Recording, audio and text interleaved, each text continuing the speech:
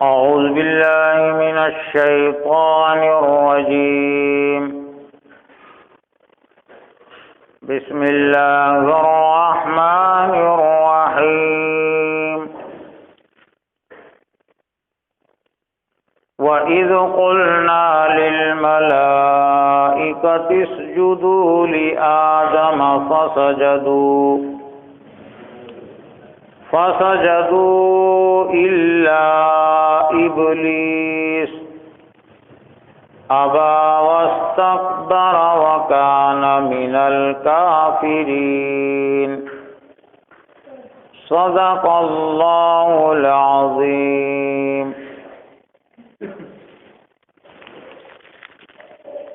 محترم حضرات، یہ سورہ بقرہ کی آیت نمبر 34 ہے.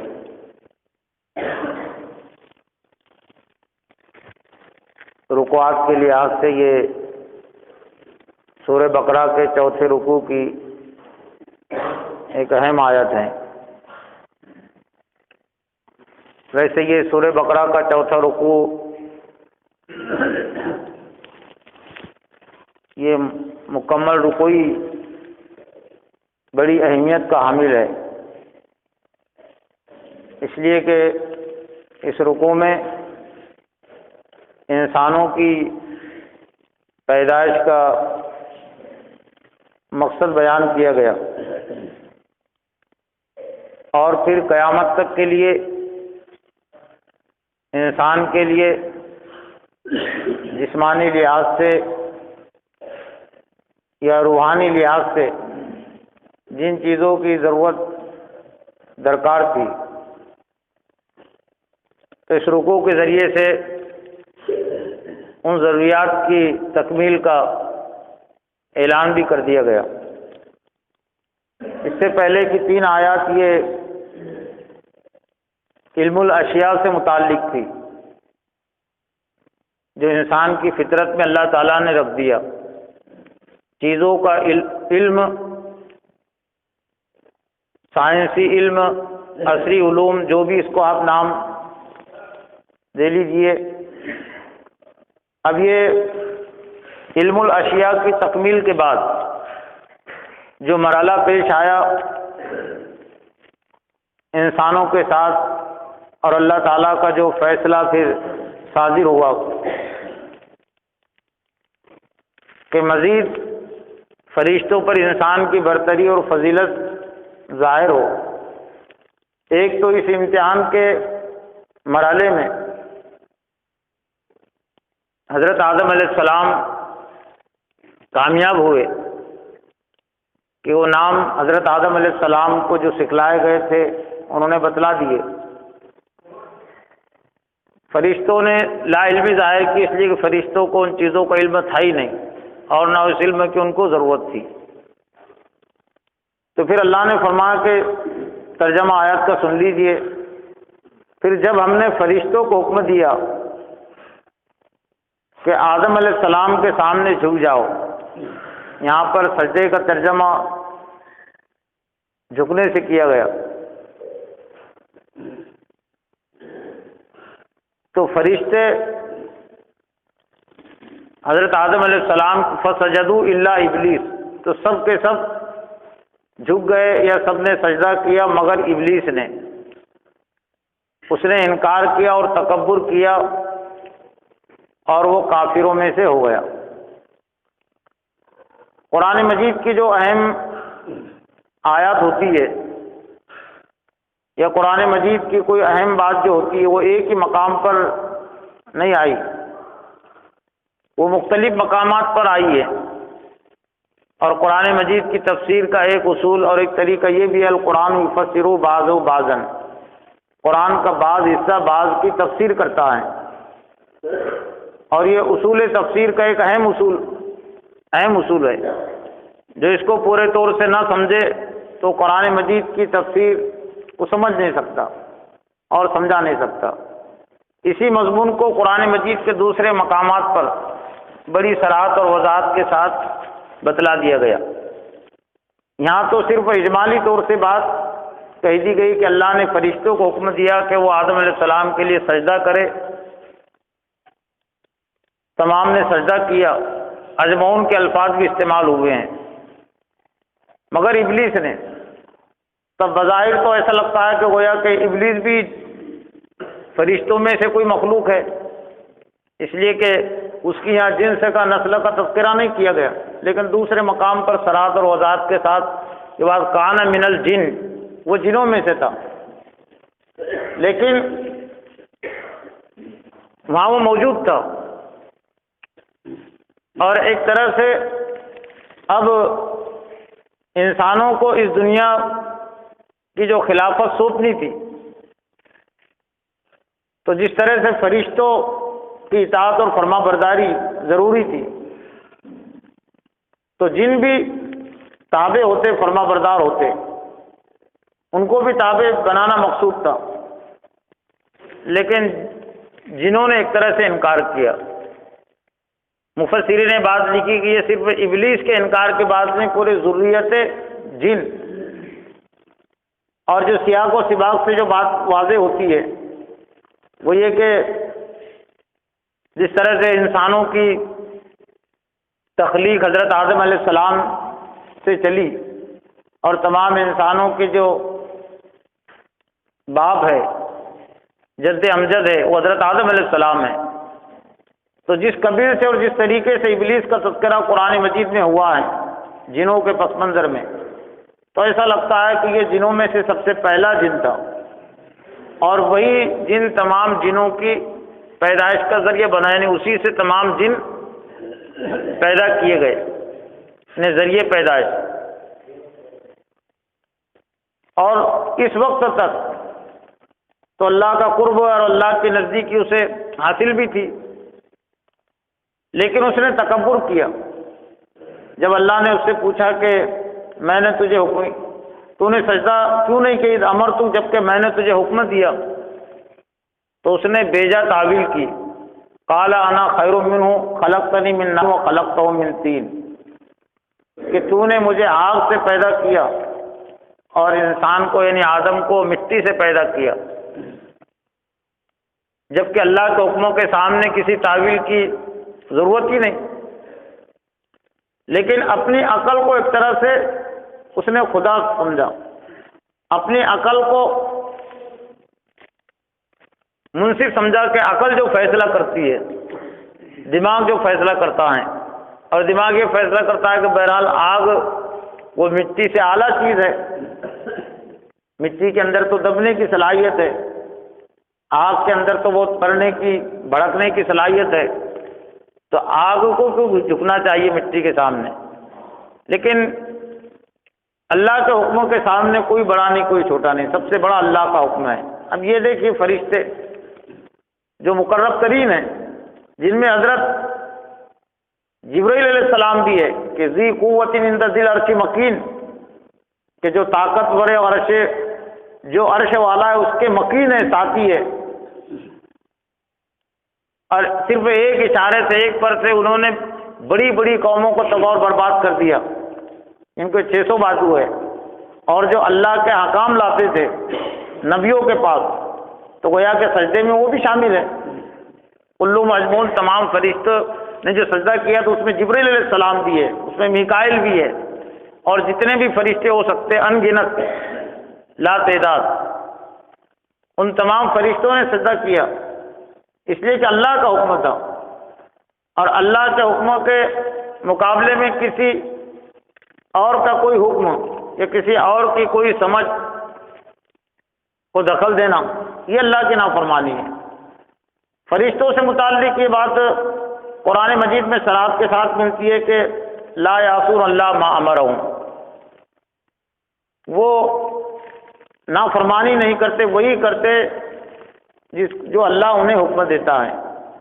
اب دو حیثیتیں کچھ مفسرین نے واضح کسی نے کہا کہ ان کے اندر نافرمانی کرنے کی صلاحیت ہی نہیں رکھی گئی، اور کسی نے کہا کہ یہ صلاحیت رکھی گئی ہے نہ رکھی گئی ویسی سرے سے ہی نہیں، وہ اللہ کی نافرمانی نہیں کرتے، اور صاف اور سیدھی بات یہی ہے۔ اور دراصل ان کی اطاعت اور فرما برداری کا کمال اسی میں ہے کہ اگر صلاحیت ہو بھی تو وہ اس نافرمانی کے لیے اس کا استعمال نہیں کرتے.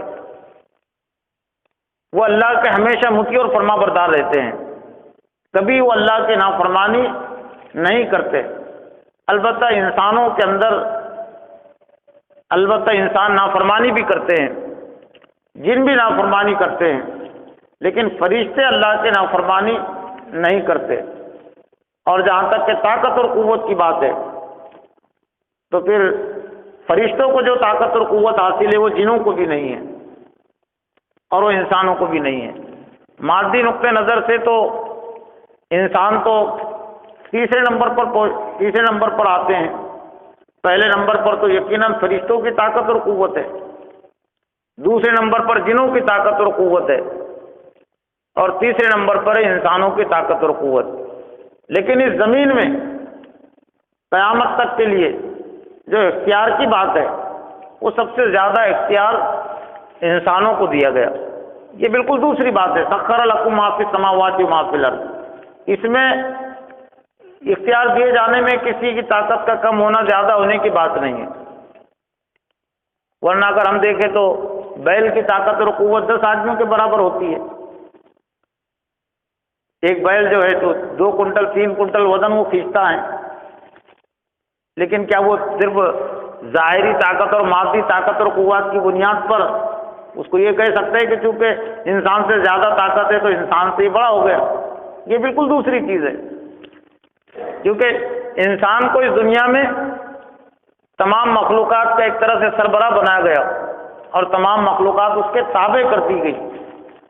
یہاں تک کہ فرشتے جو طاقتور وہ بھی انسان کی خدمت کرتے، وہ بھی انسان کی مدد کرتے ہیں. اور جن بھی اتنی نافرمانی کر انسانوں کے ساتھ اتنا ہی کچھ برا کر سکتے جتنا اللہ ان کو اختیار دیتا ہے، ورنہ جن بھی نہیں کر سکتے. جنوں کو بھی براہ راست طاقت اور قوت حاصل نہیں ہے الا باذن اللہ، مگر اللہ کی اجازت سے، اس کے اذن سے. اب یہ قرآن مجید کی جو آیت ہے کہ جس میں فرشتوں کا سجدہ ہے حضرت آدم علیہ السلام کے لیے، تو جو لوگ اپنے عقل کے بندے ہوتے ہیں تو بیجا تعویلات کرتے ہیں، غلط تعویلات کرتے ہیں. تو خود مسلمانوں میں ایسے بہت سارے افراد پیدا ہوئے جنہوں نے یہ آیت کے ذریعے سے، یہ سجدے کے ذریعے سے انسانوں کے لیے سجدہ کرنے کی دلیل تلاش کر لی، ثبوت تلاش کر لیا. یہ انتہا درجے کی ہر درمی ہے، انتہا درجے کی ڈھٹائی ہے، اللہ کے غضب اور اس کے عذاب کو دعوت دینے والی بات. اور دلیل بھی دی گئی. خاص طور سے بریلوی مقطع فکر جو ہے ہندوستان میں مزار پرستی جو چل رہی ہے یا اولیاء پرستی، اکابر پرستی، تو یہ اکابر پرستی اور مزار پرستی کو بھی کچھ لوگوں نے اس آیت سے ثابت کرنے کی کوشش کی کہ بھائی جب اللہ نے فرشتوں کو حکم دیا کہ آدم علیہ السلام کو سجدہ کرے تو ہم اگر نبی کو سجدہ کرے اور اگر کسی ولی کو اور بزرگ کو سجدہ کرے تو اس میں کون سی بری چیز ہے؟ یہ خیال نہ اصولی لحاظ سے صحیح ہے، یا خیال یا سمجھ لیجیے کہ فتنہ نہ منطقی لحاظ سے صحیح ہے. اصولی لحاظ سے اس وقت تو صحیح ہوتا ہے جب کہ کوئی ثابت کرتا کہ میں بھی اللہ ہوں، یعنی جو اللہ جو کرتا، اللہ نے جو چاہا تو میں وہ بھی پہلے اپنے آپ کو اللہ ثابت کرنا پڑے گا. اور دوسرے یہ کہ پھر انسانوں کو فرشتے ثابت کرنا پڑے گا. فرشتوں کو حکم تھا، کسی انسان کو حکم نہیں تھا کہ وہ انسان کو سجدہ کرے. آدمیوں کو حکم نہیں دیا گیا تو آدم کو سجدہ کرے. انسانوں کو حکم نہیں دیا گیا تو انسانوں کو سجدہ کرے. فرشتوں کو حکم تھا کہ وہ سجدہ کرے. تو ایک دم بے دکھ کی بات، ایک دم ڈھٹائی کی بات. تو یہ بنیادی طور سے شرک ہے. اور پھر یہ قرآن مجید میں جہاں اس کا تذکرہ ہے کہ اللہ نے فرمایا فرشتوں کے جو آدم کو سجدہ کرے، سب نے سجدہ کیا، کیا اسی اللہ نے قرآن مجید میں یہ نہیں فرمایا کہ لا تسجدوا للہ، کہ اللہ کے علاوہ کسی اور کو سجدہ مت کرو، ولا تسجدوا من دون اللہ، قرآن مجید میں مختلف جگہوں پر یہ آیت استعمال ہوئی ہے کہ اللہ کے علاوہ کسی اور کو سجدہ نہ کرے، تو پھر اس آیت کو کس زمرے میں رکھتے ہیں؟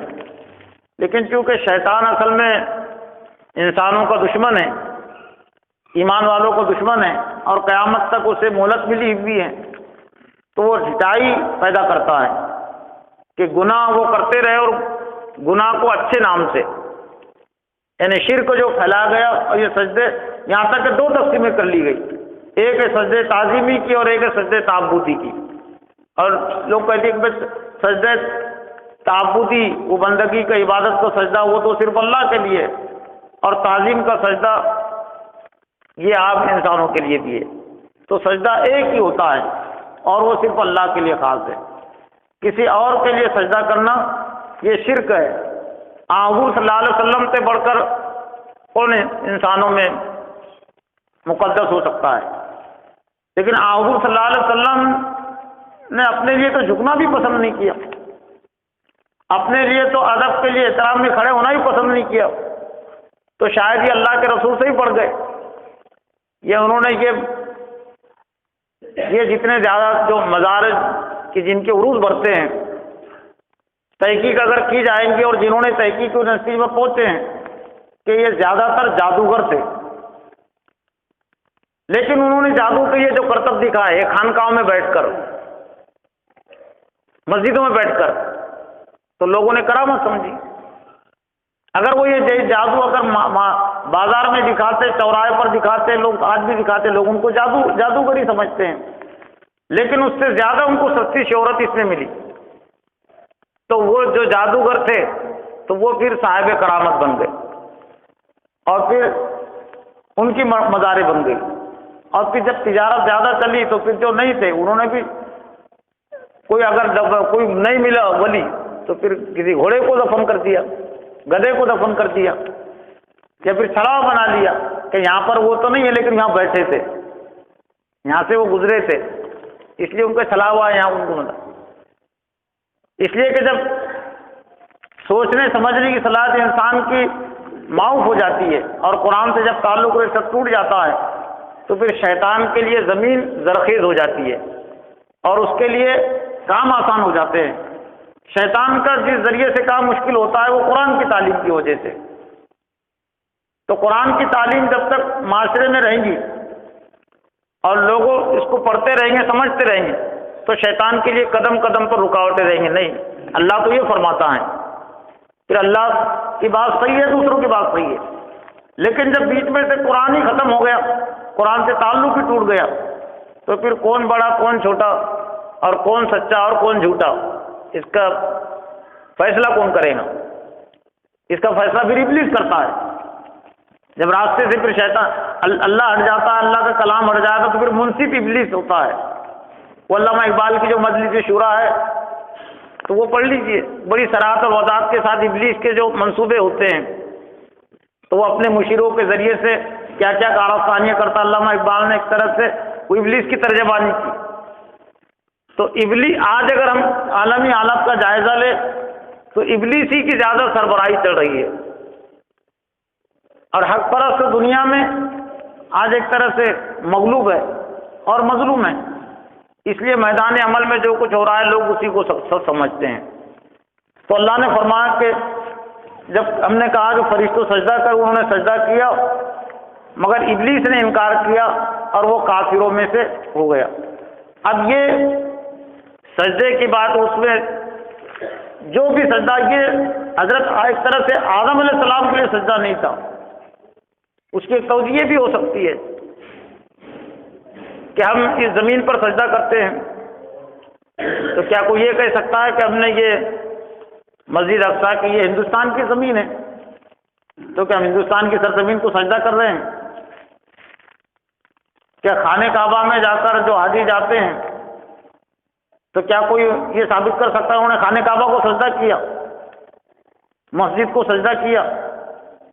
روزانہ مسجد اقصیٰ میں نماز ہوتی ہے، تو کیا کوئی یہ کہہ سکتا ہے کہ سب کے سب وسیم نگر کے مسلمان مسجد اقصیٰ کو سجدہ کرتے ہیں؟ بظاہر تو ایسا کہ مسجد اقصیٰ ہی میں سجدہ کرتے ہیں۔ کبھی روڈ پر نماز ہوتی ہے، کھیت میں نماز ہوتی ہے تو اس کو دیکھنے سے کیا کوئی اس کے متعلق یہ کہہ سکتا ہے کہ اس نے کھیت کو سجدہ کیا اس نے زمین پر اس نے سجدہ کی، زمین پر سر ٹیکا. لیکن ہر کوئی یہ کہے گا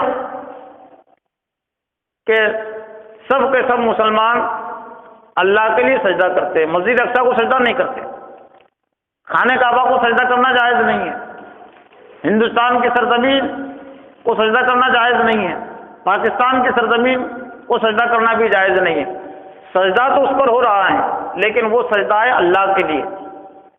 ٹھیک اسی طرح کی توجیہ بھی ہو سکتی کہ وہ سجدہ اللہ کے لیے تھا، لیکن آدم علیہ السلام سامنے سے ان کی برتری، ان کی افضلیت بتلانے کے لیے، واضح کرنے کے لیے، اور ایک طرح سے امتحان بھی تھا. ایک امتحان تو علم کے ذریعے سے لیا گیا اور دوسرا اطاعت اور فرما برداری کا امتحان.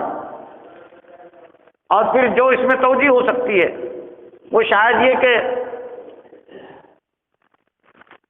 اللہ کے نزدیک جو جتنا زیادہ متبرک ہوتا ہے، جو بڑا ہوتا ہے، تو اس کی چھوٹی لفظ بھی وہ ایک طرح سے بڑی شمار ہوتی ہے. انبیاء علیہ السلام کی جو تاریخ قرآن میں جو تذکرہ قرآن مجید اس کے ذریعے سے بات واضح ہوتی ہے. تو شاید یہ بات بھی ہو سکتی ہے کہ جب اللہ نے فرشتوں کے سامنے یہ کہا کہ میں زمین میں انی جاعل فی الارض خلیفہ، کہ میں زمین میں خلیفہ بنانے والا ہوں، تو سرسری طور سے طالب علم کی حیثیت سے میرے سوچنے کا انداز یہ بھی ہو سکتا ہے فرشتے کہتے ہیں کہ آمنا صدقنا، خوش آمدید، یعنی میں زمین میں خلیفہ بنانے والا ہوں. تو فرشتوں کا یہ بھی ہو سکتا تھا قول کہ آپ جو چاہے کریں، ہم کہ اس میں کیا کریں گے. لیکن فرشتوں کا جواب ہے کہ اتجعلوا فیہا من یفسد فیہا ویسفک الدماء، کیا آپ زمین میں ایسی مخلوق کو پیدا کر رہے ہیں جو فساد برپا کرے اور خون خرابہ کرے. تو شاید اللہ کا یہ انداز، فرشتوں کا یہ کہنا اور یہ انداز اللہ کو ناپسند آیا ہو، تو یہ صورت رکھی گئی. اس لیے کہ جب حکم میں تھوڑی کمی بیشی ہوتی ہے تو پھر آزمائش بھی آتی ہے.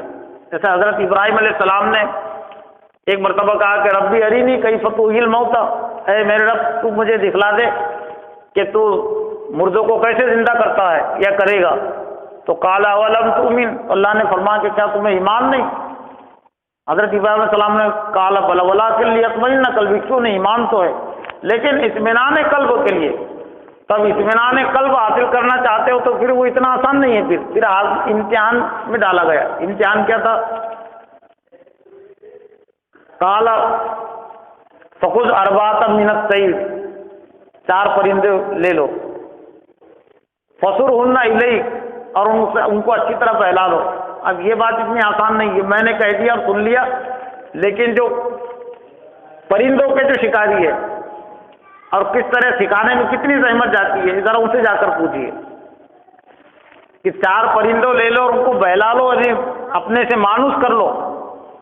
یعنی آج بھی جو شکاری ہوتے ہیں، یعنی جو پرندوں کو سکھا کر شکار کرنا، تو یہ تیتر بٹے اس کی قیمت 400-500، لیکن جو شکاری تیتر ہوتا ہے اس کی قیمت آج ہی 5000 روپئے 10,000 روپئے. یہ کیوں؟ اس لیے اس کو سکھایا گیا، وہ سیکھا ہوا ہے، وہ اس کی آواز کو پہچانتا ہے، اس کے اشاروں کو وہ سمجھتا ہے، اور پھر اس کے ذریعے سے دوسرے پرندوں کو جال میں پھنساتے ہو. لیکن وہ ہوتی ہے اس کی قیمت، لیکن اس میں دقت کتنی جاتی ہے.